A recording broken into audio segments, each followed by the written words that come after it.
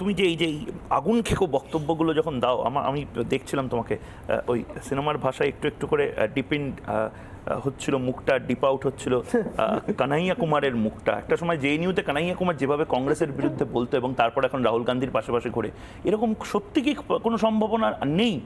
মমতা বন্দ্যোপাধ্যায়, অভিষেক বন্দ্যোপাধ্যায় আমার নেতা, এটা বলে কৌস্তব বাগচি কি খুব সহজে নিজের ওই চুল তাড়াতাড়ি গজিয়ে ফেলুন, ফর্মুলা তৈরি করবেন? আমি খুব স্পষ্ট কথার রাজনীতি করি।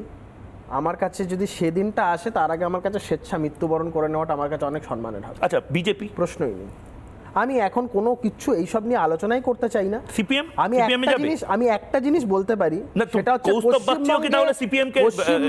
তৃণমূলকে উৎখাত করার ক্ষেত্রে আমার কাছে কোনো ছুত মার। আমি এর আগে শুভেন্দু অধিকারীর সাথে একসাথে ডিএ মঞ্চের মিছিলে হেঁটেছি, লোকে বললো কৌস্তব বিজেপি হয়ে গেছে। একটা বড় সমস্যা, মানে কনফিউশন তৈরি হচ্ছে, যেটা আমাদেরও এবং একই সঙ্গে বাংলার মানুষেরও।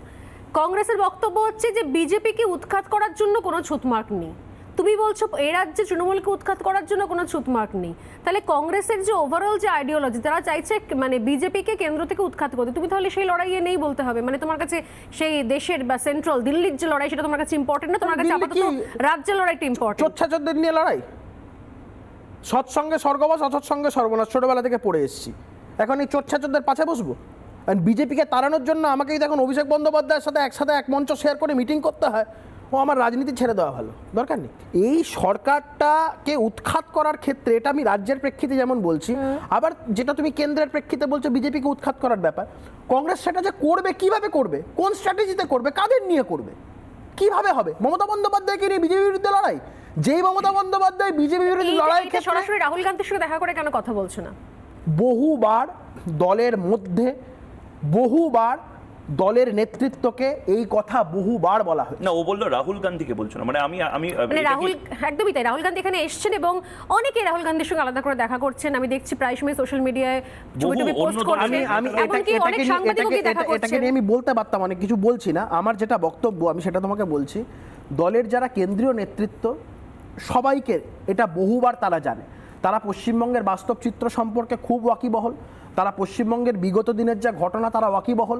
তারা জানে ডেভিয়েট করে যাচ্ছে। তার কারণ হচ্ছে এই রাহুল গান্ধীকে নিয়ে এরকমই রিপাবলিক নেটওয়ার্কের টেবিলে এখন বর্তমানে অসমের মুখ্যমন্ত্রী হিমন্ত বিশ্ব শর্মা, প্রাক্তন কংগ্রেস নেতা, তিনি কিন্তু বলেছিলেন যে রাহুল গান্ধীর সাথে আমি কিছু কথা, মনের জ্বালার কথা বলতে এসেছিলাম। রাহুল গান্ধী আমাকে 3 ঘন্টা বসিয়ে রেখেছেন এবং তারপর ওনার যে পোষ্য কুকুর, আমি কিছু খারাপ ভালোর কথা বলছি না, তোমারও ক্যান্ডি যে পেট রয়েছে, উনি যেভাবে ব্যবহার করেছিলেন খুব ডিমিনিং লেগেছিল হিমন্ত বিশ্ব শর্মা, এবং তারপরে উনি ঠিক করেছিলেন সত্যিই কি রাহুল গান্ধী অ্যারোগেন্ট, সত্যিই কি ওই ব্যাপারটা আছে যে কে কৌস্তব বাগচি, অ্যাপয়েন্টমেন্ট দেওয়ার কি আছে, আমার 5 নম্বর লোকের সাথে কথা বলুক। এটা আমি খুব মানি।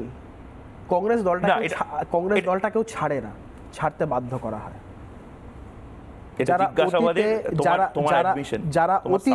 যারা অতীতে কংগ্রেস দল ছেড়েছে, আমাদের সমস্ত নেতারা টিভির সামনে এসে বলে দিল কংগ্রেস কেউ ছেড়ে চলে গেল, দলের কিছু এসে যায় না। এই করতে করতেই তো আমরা আজকে 40-50 এসে দাঁড়িয়েছি। জ্যোতিরাদিত্য সিন্ধিয়া থেকে শুরু করে হিমন্ত বিশ্ব শর্মা থেকে সবকটা ক্ষতি। হিমন্ত বিশ্ব শর্মা চলে যাওয়া গোটা নর্থ ইস্টে কংগ্রেসের ক্ষতি হয়েছে। জ্যোতিরাদিত্য সিন্ধিয়া চলে যাওয়াতে মধ্যপ্রদেশে ক্ষতি হয়েছে। মিলিন্দ দেওরা চলে যাওয়াতে আমাদের মহারাষ্ট্রতে ক্ষতি হয়েছে।